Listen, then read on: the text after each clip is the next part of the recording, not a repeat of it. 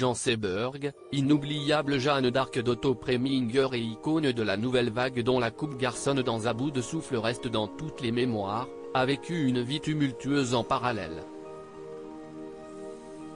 Mais ces histoires d'amour contrariées ou passionnées ont cédé la place à de profonds tourments au fil du temps.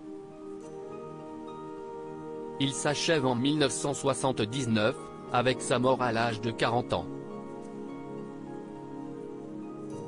Sa fin de vie aux accents sombres et glauques tranche avec le visage lumineux de ses films. L'actrice américaine Jean Seberg est portée disparue le 30 août 1979.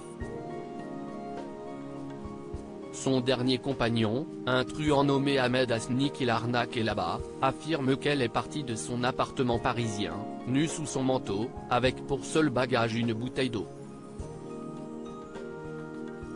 Son corps est retrouvé 10 jours plus tard par la police, enroulé dans une couverture à l'arrière de sa Renault blanche dans le 16e arrondissement de Paris. L'Express précise que son corps était à moitié décomposé et roulé en boule. Dans sa main, une lettre à son fils Alexandre Diego, né de son union passée avec l'auteur de La Promesse de l'Aube, Romain Gary. Ce dernier se suicidera quelques mois après, en 1980, laissant comme mot aucun rapport avec Jean Seberg.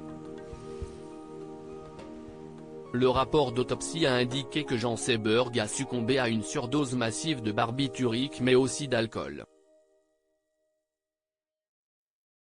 L'enquête de police a conclu au suicide, une thèse encore aujourd'hui remise en cause.